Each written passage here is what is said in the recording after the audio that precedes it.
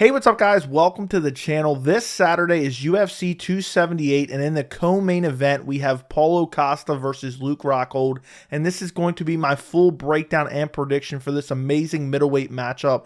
And this is a fight, believe it or not, that has title implications. Both guys are coming in on a two-fight losing streak, but you look at the middleweight division right now, after Israel Adesanya versus Alex Pereira, there's no other contenders for Adesanya. If Adesanya is able to defeat Pereira at UFC 281 November later this year, there's really nobody else for Adesanya to fight. He's beaten a lot of these guys twice. So looking at this fight, you have Costa, who's already lost to Adesanya, but only the one time. And I feel like the UFC would try to promote the storyline of Costa got drunk the night before and had this and that. And then you have Luke Rockhold, who's a former middleweight champion. He's a name within the division. And for 100% certainty, if Rockhold goes out there and gets an impressive win over Paulo Costa and Adesanya defeats Alex Pereira in November, then we are seeing Adesanya versus Rockhold will be the next middleweight title fight next year. And this is a fight that has so much importance for both guys because Paulo Costa went from being undefeated to now he's on a two-fight losing streak. And for Luke Rockhold, he's getting up there in age. He doesn't have much longer in his MMA career. And this is really his last chance to have a career resurgence. He already hasn't fought in many years. If he goes out there and let's say he gets brutally KO'd by Paulo Costa, there's no hope left for Luke Rockhold. It's just time for him to retire. So if you look at the tail of the tape for this fight, Paulo Costa is ranked number 6 in the UFC official rankings. Luke Rockhold is not ranked because he hasn't fought in a while. Costa is 31. Rockhold is 37. Costa is 6'1". Rockhold is 6'3". Costa has a 72-inch reach, and Rockhold has a 77-inch reach. So a 2-inch height advantage for Luke Rockhold and a massive 5-inch reach advantage for Luke Rockhold. And if you look at Luke Rockhold's pro MMA career, he has 21 pro MMA fights, 16 wins, 5 losses. Of those 16 wins, he's won 6 by knockout, 8 by submission, and 2 by decision. Of those 5 losses, all 5 of those losses are by KO or TKO. He comes into this fight on a 2-fight losing streak, but he's not fought since UFC 239 in July of 2019, where he fought Jan Blachowicz. He made his light heavyweight debut against Jan Blachowicz. And going into this fight, a lot of people thought Jan Blachowicz was a layup matchup for Luke Rockhold, and basically the UFC was trying to push Jon Jones versus Luke Rockhold, because at that point in time, Jon Jones had kind of cleaned out the division, and they had him fighting on the same card. I think this is the card that Jon Jones fought Thiago Santos, and they thought if Rockhold can get a win here, they were going to book Jon Jones versus Rockhold, to the point Rockhold and Jones were going back and forth, trying to promote a fight before Rockhold even got the win over Jan Blachowicz. And Rockhold didn't do bad in this fight. He was arguably winning the first round up until after the bell. He got hit with a massive head kick and hurt badly at the end of the first round. Herb Dean said, well, it was initiated, during the round and that it landed after the bell, but it was initiated before, so it was fair play. Whatever. Either way, Luke Rockhold got rocked badly at the end of round 1. Round 2, Rockhold continued to try to clinch up with Jan Blachowicz. He was kind of, controlling Jan in the clinch a little bit, but Jan was landing good shots. And then as they break out of a clinch, Jan Blachowicz lands that nasty Polish power left hook and just sleeps Luke Rockhold badly. It was a brutal KO, and Luke Rockhold actually broke his jaw. And then he decided kind of to retire afterwards. He didn't outright say that, but, that was in 2019, so he's been out for over 3 years at this point in time. The fight before that was actually for an interim middleweight title against Yoel Romero. This was back in February of 2018, and Luke Rockhold was winning this fight. He was beating Yoel Romero. He was outstriking him.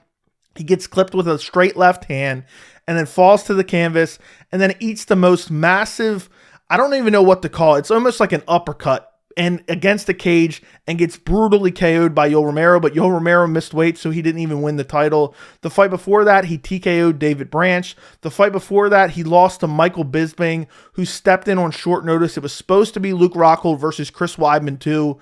Michael Bisping steps in on short notice. Luke Rockhold had already dominated him not too long before this. Back in 2014. So 2 years prior, he dominated him and submitted him.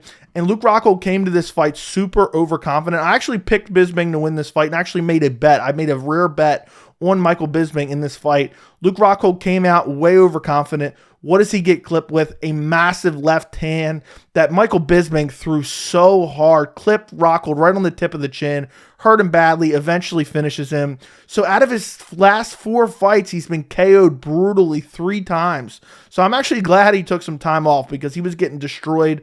The fight before Bisping was when he won the UFC middleweight title. And going into this fight, a lot of people were picking Chris Weidman. And I was actually very confident that Luke Rockhold would win this fight against Chris Weidman. And it was a competitive fight early, but after he got Weidman down in that 3rd round, he immediately full mounted him and started just destroying him. And it should have been stopped at the end of the 3rd round. Herb Dean, if you have not seen that stoppage, the 3rd round of Rockhold versus Chris Weidman was a full minute of Rockhold dropping nasty ground and pound, just brutalizing Chris Weidman. And for whatever reason, Herb didn't stop it. 4th round, Luke Rockhold came out, took him down immediately again, full mounted him again. And then finally the fight was stopped. And up until this point, Luke Rockhold had a great career. He was fought in Strikeforce for a while. He was the middleweight Strikeforce champion. He beat Lyoto Machida when Lyoto Machida was arguably closer to his prime. Beat Michael Bisping, dominated him back in 2014. Beat Tim Boesch. I was actually there for that fight live at UFC 172. Had an inverted triangle. And just has some quality wins throughout the course of his career. You look at Paulo Costa, he has 15 pro MMA fights, 13 wins, 2 losses. Of those 13 wins, he has 11 wins by knockout, 1 by submission, and 1 by decision. He comes into this fight on a 2-fight losing streak. His last fight was in October of last year against Marvin Vettori. This was a fight that was supposed to be at 185 pounds. But for whatever reason, Costas kind of said, it was an injury reason or whatever. But then there was some talk of a contract issue that he thought it was at 205. I don't know what went on here. But Paulo Costa showed up the fight week. And he just said, basically, I'm not cutting weight. I'll fight at 205. So it was weird. Credit to Marvin Vettori for taking the fight. And this was an amazing fight. Back and forth fight. Marvin Vettori wins via unanimous decision. And this was a great matchup. Paulo Costa was landing brutal body shots on Vettori, was landing good punches. He got out-grappled a little bit. I think it was in the 4th and 5th round. He went for a guillotine. Marvin Vettori ended up on top, and then Costa either didn't want to or wasn't able to get out from the bottom. And then in the 5th round, Vettori kind of used a clinch to seal that 5th round. But this was a great fight. This was a competitive fight. But this is at 205 pounds. I don't know. Costa is a massive middleweight. I don't know how much that weight cut is a detriment to him. Before that, and it's crazy he's only fought once since then. Before that was against Israel Adesanya at UFC 253, September of 2020. And in this fight, I actually picked Paulo Costa to defeat Israel Adesanya. Adesanya went out there, used his footwork, used his kicks, and just circled around the cage and picked Costa apart before eventually clipping him right on the temple and putting him out in the 2nd round. Before that, a win over Yoel Romero. This was a crazy back and forth fight. I actually thought Yoel Romero should have got the decision in this fight, but it was so close. It could have went either way. This was a wild fight. If you have not seen that fight, go back and watch that. And that was the real first step up in competition for Paulo Costa. So it's really crazy. You look over Paulo Costa's resume, he has 1 quality win on his entire resume, and it's Yoel Romero. And I thought he lost the fight because before that, you're looking at wins over Uriah Hall. That really means nothing. A win over a middleweight Johnny Hendricks. What did the UFC have against Johnny Hendricks? They made him fight at middleweight against Paulo Costa. I know the weight cut issues, but at the same time, matching him up with Paulo Costa, that was brutal for Johnny Hendricks. And you look over Paulo Costa, his wins. I know he has power, but it's not that one-punch KO power that you typically see and that people think Paulo Costa has. It's more of a volume, and he hurts guys and then follows them to the ground and finishes them off. It's not that one-punch nuclear power like Anthony Rumble Johnson. So when I look at this fight, my initial thoughts are Luke Rockhold's chin. How is Luke Rockhold's chin going to hold up? And then you also look at the fact that Luke Rockhold is 37 years old, and he's been out since July of 2019. So he's going to have some ring rust. He's been out for a while, and he's coming back against a 31-year-old Paulo Costa who's more motivated than ever. And, he's on a 2-fight losing streak. It's do or die for him as well. He doesn't want to go on a 3-fight losing streak. And, my initial thoughts are to go with Paulo Costa by KO, probably the 1st round, but maybe the 2nd round, just because I don't trust Luke Rockhold's chin. But then when I went back and watched some footage and I looked at the KO losses by Luke Rockhold, in the Jan Blachowicz fight, he ate some big shots from Jan Blachowicz, and that stung him, but didn't put him out cold before he finally got caught with that massive left hook and put to sleep.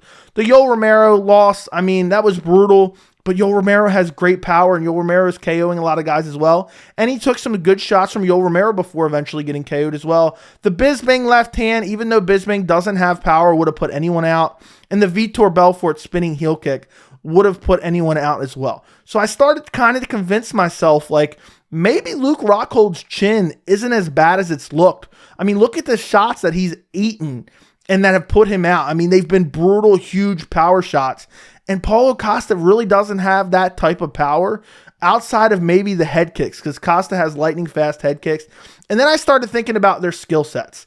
And I know it's hard to tell where Luke Rockhold will be at because he's been out for a while. But at one point in time, Luke Rockhold was one of the best in the world. I picked him to beat Jan Blachowicz. I thought he would beat Yoel Romero. I thought he would beat, David Branch back when he beat David Branch. The only time I picked against Luke Rockhold when he was relevant in the UFC was that one time against Michael Bisping where I thought, this is a trap fight. He's going to come in way overconfident. That's the only time I picked against him. I was confident in the Chris Weidman fight as well. And Luke Rockhold has a great skill set because he's a very good striker. He has great kicks. He has a great variety of attacks. He has good stamina. And then on top of that, he has very good wrestling. And he arguably has the best top game I've ever seen on the ground. And it's matched with amazing jiu-jitsu and submission threat as well. I mean, Chris Weidman was known as a great grappler and great jiu-jitsu guy. Luke Rockhold made him look like he did not even belong there on the ground.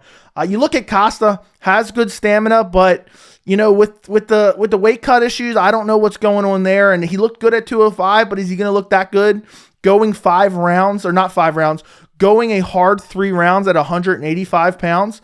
We've seen it in the Yoel Romero fight. He gassed out in that 3rd round and lost that 3rd round. So I have some question marks there. Paulo Costa is definitely the faster fighter, but he's also got those short, stubby arms. 72-inch reach, where Rockhold has a 77-inch reach. So I started to look at their fights, and I'm like, geez, I could really see this going either way, because when I officially saw this announced, I said, Costa's going to brutally KO him. So, it's really hard for me to pick this fight. Honestly, I thought for sure before I did more extensive research that I was going to go with Paulo Costa, but I am going to go with Luke Rockhold via 2nd round submission. I just think, even though there's all those factors against him, he's 37 years old, he's been inactive, he's been KO'd multiple times. I think skill for skill, if Rockhold is even close to what he was, even back in the Jan Blachowicz fight and the Yoel Romero fight, because he looked great in the Yoel Romero fight before getting KO'd. I just think it's one of those fights where Luke Rockhold can circle around, kick the body, chop the legs, pump the jab. He has the longer reach. And also, I think Luke Rockhold is a far superior grappler.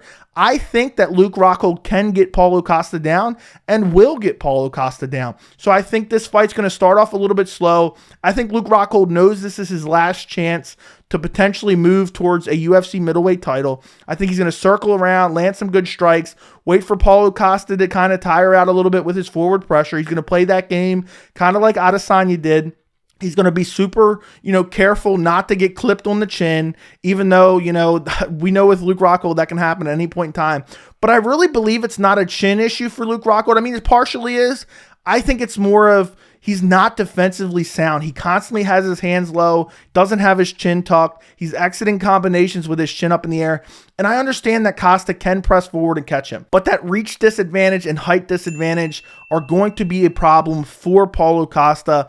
And I think that Rockhold that can control Jan Blachowicz in the clinch against the cage. Jan Blachowicz is huge, he's strong, he's powerful. I think he can do the same to Paulo Costa. We saw glimpses of it in the Marvin Vettori fight. And I believe that Luke Rockhold will kind of play that safe game early where he's using his footwork, circling around the cage. And then I think he'll start clinching up with Paulo Costa, eventually get him down. And I think on the ground, they are going to be vastly mismatched. And I think in that second round, Luke Rockhold will be able to get Paulo Costa down and will be able to advance the position. Paulo Costa is going to try to explode up, leave himself susceptible to maybe giving up the back to Luke Rockhold. And I am predicting a second round rear naked choke for Luke Rockhold. But I think that Luke Rockhold's jiu-jitsu skills and submission skills, even if they're 75% of what they once were, I think he will be able to submit Paulo Costa on the ground. And we haven't seen Paulo Costa tested a lot in that department. We know where Luke Rockhold is at for the most part outside of the long layoff. And I just think that Luke Rockhold, even though everyone's counting him out in this fight, there's no way that Luke Rockhold's just going to come out and fight super dangerous and allow himself to get brutally KO'd again, even though I could totally see that happening. The volume of Paulo Costa, you can only dodge so many punches, so maybe he puts Luke Rockhold to sleep. But again, I am going to go Luke Rockhold second round rear naked choke submission. I know it sounds like a crazy pick, and I never thought I'd be making that pick going into this fight, but I just think Rockhold will be superior on the ground, and I think the kicks to the body, the teep kicks, I think will be able to keep Paulo Costa at bay. The footwork of Rockhold will be able to keep Paulo Costa at bay. And I think until he can initiate the clinch and use the takedowns, because I think he will be able to control Paulo Costa against the cage. I think he will be able to take Paulo Costa down. It's just a matter of, can he avoid a shot on his chin by Paulo Costa that puts him out before he can get those takedowns. We've seen Marvin Vettori control him on the ground for a little bit in their fight. We've seen Marvin Vettori control him up against the fence a little bit in their fight. And I think if Marvin Vettori can do it, Luke Rockhold could do it. But at the same time, I understand he's been out for a while. It was really hard for me to make this pick, but I'm going with Luke Rockhold. Let me know what you guys think about this in the comments. Don't forget to like the video, and thank you so much for watching.